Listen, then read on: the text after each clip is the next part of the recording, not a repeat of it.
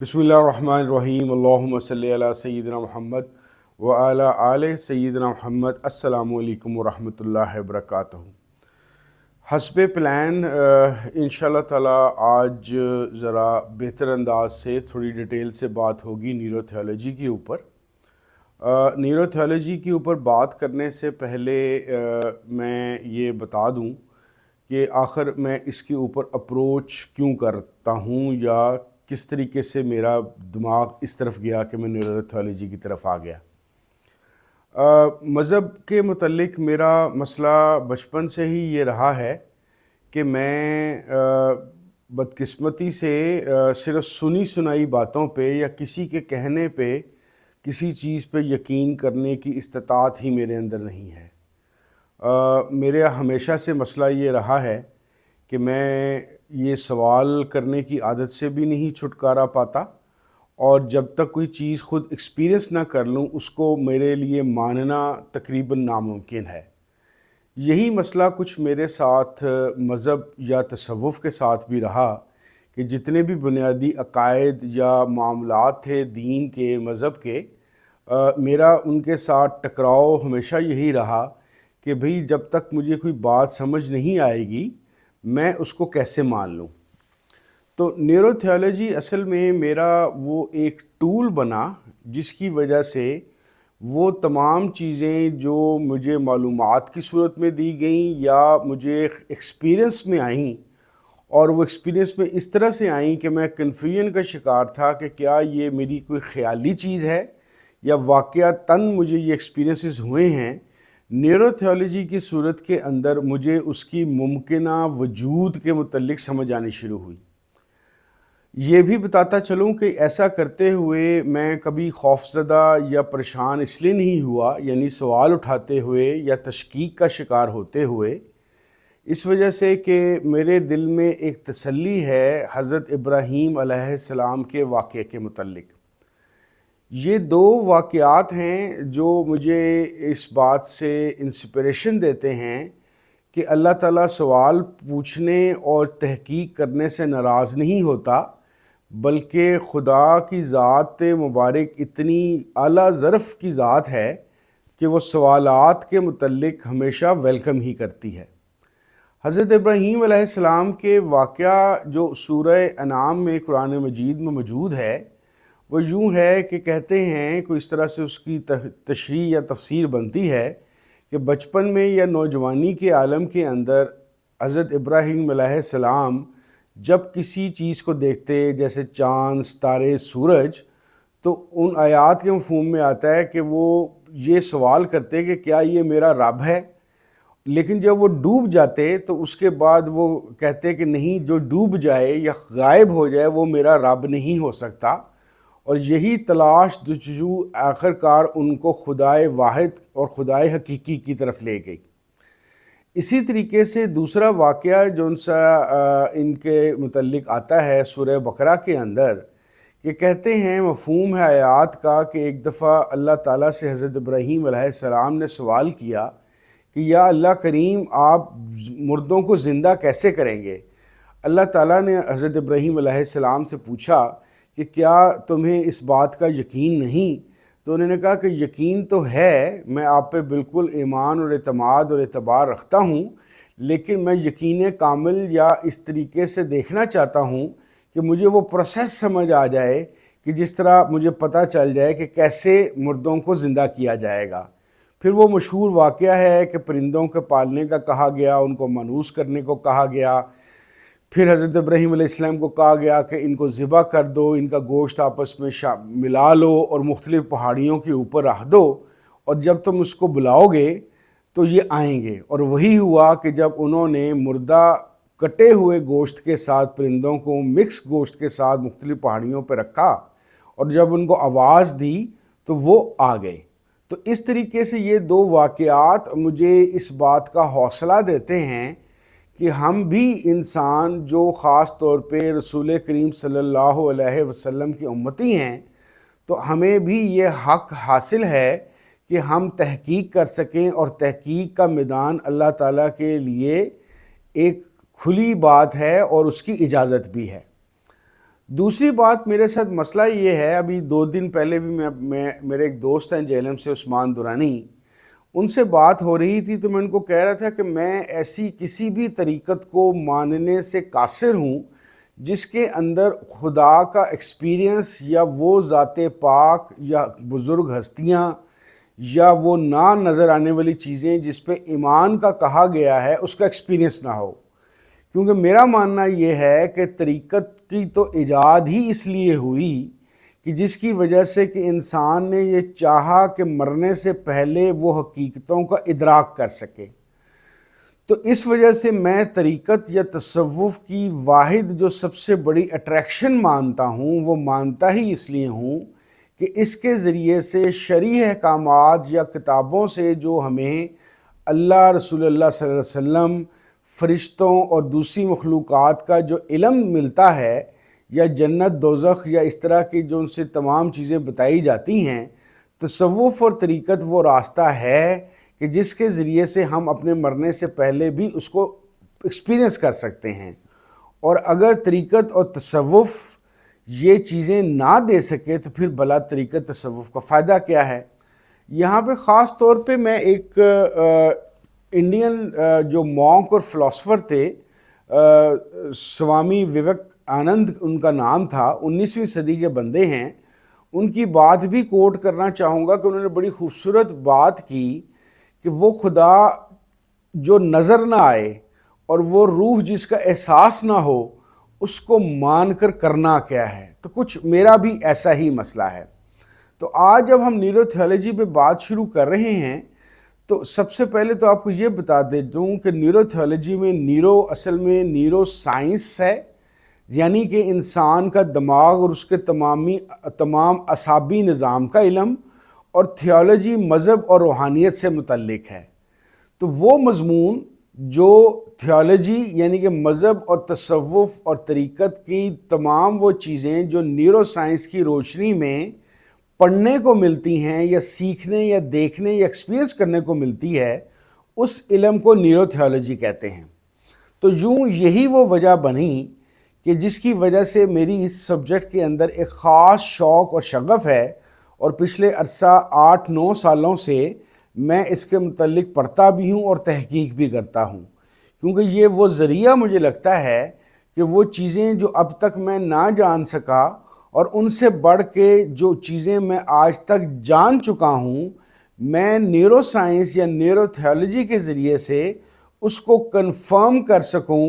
کہ کیا یہ واقعی حقیقت مجھے پتہ چلی ہے یا میری خام خیالی یا تصوراتی چیز ہے۔ تو آج سب سے پہلے ہم بات کریں گے تھیولوجی کے حوالے سے،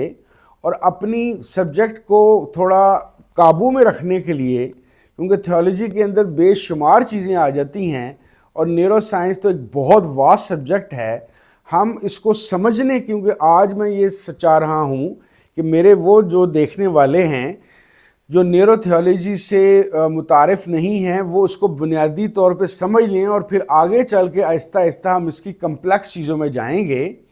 تو سب سے پہلے ہم تھیولوجی کے متعلق بات کرتے ہوئے اور نیورو سائنس کے متعلق بات کرتے ہوئے صرف ایک مذہبی یا صوفیزم کے ایک سبجیکٹ کو اٹھائیں گے، تاکہ اس پہ ہم اس کو لاگو کر کے دیکھ سکیں کہ اصل میں نیورو تھیولوجی ہے کیا۔ اور وہ سبجیکٹ یا وہ موضوع ہے خدا کا وجود یا ایگزسٹنس آف گاڈ، کہ خدا ہے بھی کا نہیں، اس کو نیورو تھیولوجی کیسے ریزالو کرتی ہے۔ تو سب سے پہلے تھیولوجی والے پارٹ پہ آتے ہیں۔ اس کے لیے میں نے 4 سبجیکٹس یا 4 مذہب سلیکٹ کیے ہیں، جان بوجھ کے 2 کو نہیں رکھا، وہ بعد میں دیکھیں گے۔ فی الحال میں ابراہمک ریلیجنز کی بات کروں گا، جس میں یہودی، عیسائی اور مسلمان، اور چوتھا ریلیجن ہندوز کا ہے، کیونکہ میں سب کانٹیننٹ میں رہتا ہوں اور پچھلے کچھ عرصے کے اندر میں نے ہندوازم کو یا سناتن دھرم کو کافی زیادہ پڑھا ہے، اور اس کے اندر مجھے بہت ساری ریلیجنز کے ساتھ سملیرٹیز نظر آئی ہیں۔ تو بات شروع ہونے لگی ہے کہ خدا کے وجود کو یہ 4 جو ان سے مذاہب ہیں کیسے اپروچ کرتے ہیں تھیولوجیکلی، اور اس کے بعد پھر ہم نیورو سائنس کے حوالے سے دیکھیں گے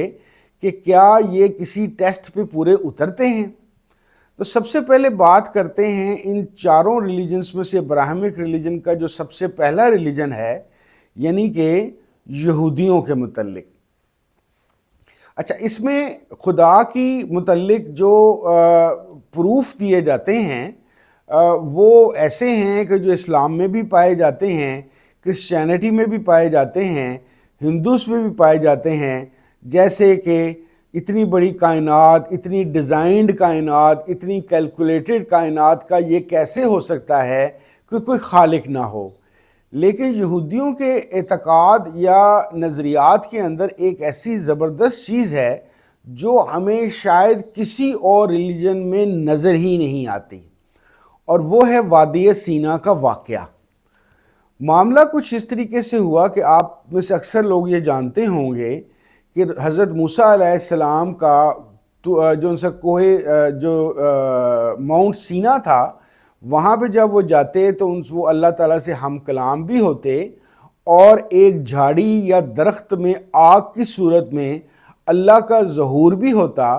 اور بلکہ یہیں پہ حضرت موسیٰ نے اگر ایک دفعہ اللہ تعالیٰ سے درخواست کی کہ میں آپ کو دیکھنا چاہتا ہوں، تو اللہ تعالیٰ نے بتایا کہ تیرے میں یہ ہمت ہی نہیں ہے کہ تو مجھے دیکھ سکے، لیکن اپنی ایک نشانی ظاہر کی جس کی وجہ سے حضرت موسیٰ علیہ السلام بے ہوش ہو گئے اور کافی عرصہ بے ہوشی کی حالت میں گزارا۔ یہاں پہ ایک ایسا واقعہ ہے جو عام لوگوں کو، اور خاص طور پہ ہم جو پاکستانی ہیں، ایک اس واقعے کے متعلق ان کو معلومات نہیں دی جاتی۔ یہ وہ واقعہ ہے جس کی وجہ سے بیسیکلی یہودیوں کے اندر خدائے واحد کا اور خدا کے ہونے کا سب سے بڑا ثبوت ہے، ایسا ثبوت جو شاید کسی اور مذہب کے پاس نہیں، اور وہ یہ ہے کہ ماؤنٹ سینا کے اوپر حضرت موسیٰ علیہ السلام کو جب 10 کمانڈمنٹس ملیں تو وہاں پہ جتنے بھی اس دور کے یا اس وقت کے حضرت موسیٰ کے جو حواری تھے اور جو یہودیوں کی ساری قوم کی افراد تھے، اور اس کے علاوہ یہ دعویٰ کرتے ہیں یہودی کہ ہر وہ یہودی جس نے روز قیامت تک آنا تھا وہ ارواح کی صورت میں موجود تھا، اور ان تمام نے خدا کی 10 کمانڈمنٹس کی صورت میں آواز سنی، اور وہ ایکسپیرینس کے پہاڑ کا آپس میں ہلنا یا آگ کا لگے ہونا، یعنی کہ ایک تمثیلی طور پہ خدا کے ظہور کو تمام یہودیوں نے دیکھا۔ یعنی کہ یہودیوں کے پاس جو ایمان باللہ ہے کہ اللہ تعالیٰ کا وجود ہے، وہ واحد خالق کائنات ہے،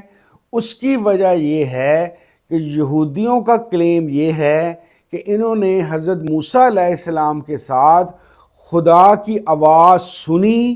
اس کو ایک خاص نشانیوں پہ اس کا ظہور محسوس کیا۔ اب دیکھی ہوئی اور سنی ہوئی آواز کی وجہ سے ان کا ایمان کامل ہے کہ اللہ کا وجود ہے۔ تو تھیولوجی کا، جیوز کا جو سب سے ڈیفرنٹ اور ڈسٹنکٹ پارٹ ہے، ثبوت اس بات کا کہ خدا کا وجود موجود ہے، یہودیوں کے ہاں یہ اعتقاد کہ انہوں نے خدا کی آواز سنی، خدا کے ظہور کی نشانی دیکھی، یہ وجہ ہے۔ دوسری طرف آئیے، جو ہم عیسائی لوگ ہیں، یعنی کہ حضرت عیسیٰ علیہ السلام کے ماننے والے، ان کے پاس بھی اسی طریقے سے گاڈ ڈیزائن کا، یونیورس کے قدیم ہونے کا، یہ تمام کے تمام ثبوت موجود ہیں، یا ان کے خیال میں یہ ثبوت ہیں خدا کے ہونے کے۔ لیکن ان کے ہاں جو سب سے بڑا ثبوت ہے، جس کی وجہ سے ان کا مکمل ایمان و اعتقاد ہے کہ خدا موجود ہے، اور وہ جو ان سا ہے واقعی خالق کائنات ہے، اس کی وجہ یہ ہے کہ یہ حضرت عیسیٰ علیہ السلام کو سن آف گاڈ سمجھتے ہیں، اور یہ صرف اس کو سن آف گاڈ نہیں سمجھتے بلکہ یہ خدا جیسا خدا کا بیٹا سمجھتے ہیں۔ اور کیونکہ حضرت عیسیٰ علیہ السلام ایک زمانے میں جیتے جاگتے، کھاتے پیتے، گھومتے، کام کاج کرتے، دنیا میں پھرتے رہے ہیں، اور کئی لوگوں نے ان کے حواریوں کے علاوہ ان کے مخالفین نے بھی ان کو دیکھا ہوا ہے، اور ہسٹوریکلی یہ بات جاری ہے کہ واقعی عیسیٰ علیہ السلام نام کی ایک شخصیت موجود تھی جو اس علاقے میں تھی، اس علاقے میں رہتی تھی، ان کی ایک ماں تھی، ان کے رشتہ دار تھے، ان کے حواری تھے، اور کیونکہ وہ son of God and like God ہیں تو ان کے ہاں جو سب سے بڑا ثبوت ہے وہ یہ ثبوت ہے کہ ہاں خدا ایک حقیقت ہے اور واقعی موجود ہے۔ تیسرے لوگ آ جائیے ہندوز کے اوپر، کیونکہ ہندو ان تمام ریلیجنز کے اندر جو ابراہمک 3 ریلیجنز ہیں ان سے پرانا ریلیجن ہے، تقریباً 5 سے 6 ہزار سال، یا شاید بعض لوگوں کے خیال میں اس سے بھی پرانا۔ ہندوؤں کے اندر آپ کے لیے شاید بعض لوگوں کے لیے حیرت کی بات ہو، ہندوازم یا سناتن دھرم جون سا ہے، یہ آغاز میں ایک توحید پرست یا مونوتھیسٹ ریلیجن تھا، یہ پولیتھیسٹ نہیں تھا جو آج ہمیں کروڑوں دیوی دیوتا نظر آتے ہیں جس کے مختلف کنسیپٹس ہیں۔ یہ بہت بعد کے زمانے میں مورتی پوجا اور مختلف دیوی دیوتا شامل ہوئے۔ آغاز کے اندر ہندوز کا ریلیجن بھی یہ ان ابراہمک ریلیجنز کی طرح توحید پہ منحصر تھا، اور ان کے ہاں جس چیز کو ہم گاڈ یا اللہ کہتے ہیں، خدائے واحد، وہاں میں برہما کا ایک کنسیپٹ ہے کہ وہ تمام کائنات اور تمام دنیا کا پالنے والا اور پیدا کرنے والا ہے، اور وہاں پہ ان کے خدا کے ہونے کا وجود کا سب سے بڑا ثبوت یہ ہے کہ یہ ایک مثال دیتے ہیں اس بات کی کہ جیسے تمام چیزیں بنی ہوئی ہیں، اس کو اس طرح سے مثال سمجھ لیجئے کہ ایک کمہار نے اپنی مختلف برتن بنائے، کوئی جگ بنایا، کوئی گلاس بنایا، کوئی پیالہ بنایا، کوئی فانوس بنایا، یہ چیزیں ساری مختلف ہیں، لیکن یہ تمام چیزیں کس چیز سے بنی؟ صرف اور صرف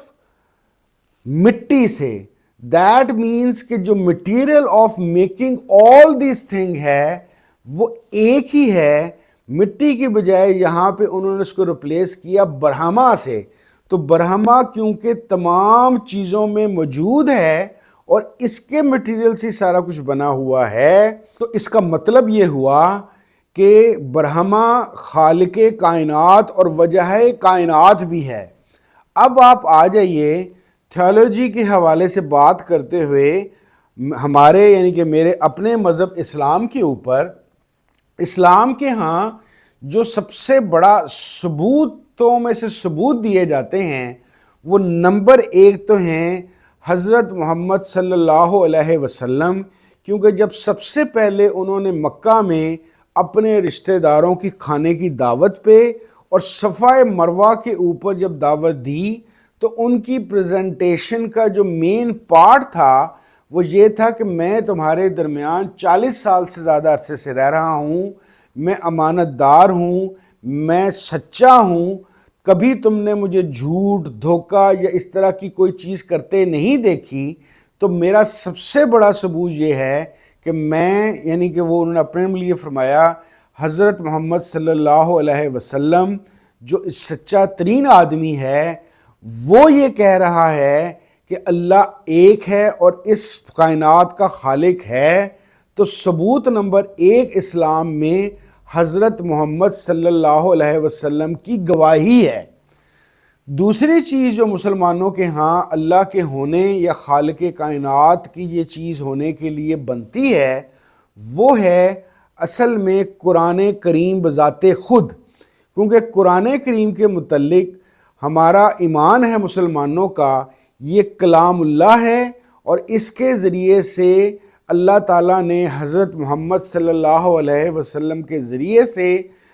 آئندہ آنے زمانے تک جب تک یہ دنیا کائنات موجود ہے اس کے لیے ہدایت رکھی ہے، اور آج 1500 سال گزرنے کے باوجود یہ واحد آسمانی کتاب ہے جس میں ایک زبر زیر کی بھی تحریف نہیں ہوئی۔ تو اس وجہ سے قرآن بذات خود اللہ تعالیٰ کے ہونے اور اس کے خالق کائنات ہونے کی ایک سب سے بڑا ثبوت ہے۔ تو تھیولوجیکل پارٹ کے اندر بیسکلی یہ بات میں نے کیوں پہلے سلیکٹ کی خدا کے وجود کی، آپ نے دیکھا ہوگا کہ بہت سارے لوگ کرسچنز میں، یہودیوں میں تو خیر بہت کم ہیں ایتھیسٹ، مسلمانوں میں، ہندوؤں کے اندر ناستک اور ایتھیسٹ کا جو کنسیپٹ ہے یہ بعض معروضی باتوں پہ بحث کر رہے ہوتے ہیں، اس پہ سوالات اٹھا رہے ہوتے ہیں، مذہبی شخصیات پہ اعتراضات کر رہے ہوتے ہیں، اور اس اعتراضات پہ کرتے کرتے وہ آخر کار اللہ کے وجود یا خدا یا بھگوان یا گاڈ کے وجود کا انکار کر دیتے ہیں۔ تو اس کا مطلب یہ ہوا کہ آپ بات کو کہیں سے بھی پکڑ لیں، مذہب کی بحث کے اندر سب سے پہلی بنیادی جو چیز ہے تھیولوجی کی بحث کے اندر وہ یہ ہے کہ سب سے پہلے کیا آپ خدا کو مانتے بھی ہیں کہ نہیں مانتے۔ آپ اسلام کے اوپر اس کو اپلائی کر کے دیکھ لیں، آپ رسول کریم صلی اللہ علیہ وسلم کو پروفٹ کب مانیں گے؟ جب اللہ کو مانتے ہوں۔ قرآن شریف کو خدا کی کتاب کب مانتے ہوں گے یا الہامی کتاب کب مانیں گے؟ جب خدا کو مانتے ہوں۔ ایک بندہ جب خدا کو ہی نہیں مانتا تو وہ کیسے ہو سکتا ہے کہ وہ حضرت محمد صلی اللہ علیہ وسلم کو پروفٹ مانے یا قرآن کو اپنی کتاب مانے؟ تو اس کا مطلب یہ ہوتا ہے کہ تھیولوجی کا جو سب سے بڑا میجر پارٹ ہے، یعنی کہ مذہب کی بحث کے اندر، وہ ہے کیا ہے؟ خدا کے وجود کا۔ دیٹ از وائی میں نے اس کو سلیکٹ کیا کہ میں سب سے پہلے آپ کو یہ چیز بتا سکوں۔ اب اگلے پارٹ میں، یعنی کہ اگلے ایپیسوڈ کے اندر انہی چیزوں کو، یعنی کہ خدا کے وجود کے لحاظ سے نیورو سائنس کیا بحث کرتی ہے، کیا ثبوت دیتی ہے، کس چیز کا اقرار کرتی ہے، کس چیز کا کنفرم کرتی ہے، اور کس چیز کو نفی کر دیتی ہے، رد کر دیتی ہے۔ اگلی ایپیسوڈ کے اندر ہم نیورو تھیولوجی کا جو نیورو سائنس کے حوالے سے بات ہے، جو خدا کے ہونے یا اس کے ہونے نہ ہونے کی بحث کے متعلق ہے، ہم اس پہ بات کریں گے۔ بہت شکریہ۔ السلام علیکم ورحمۃ اللہ وبرکاتہ۔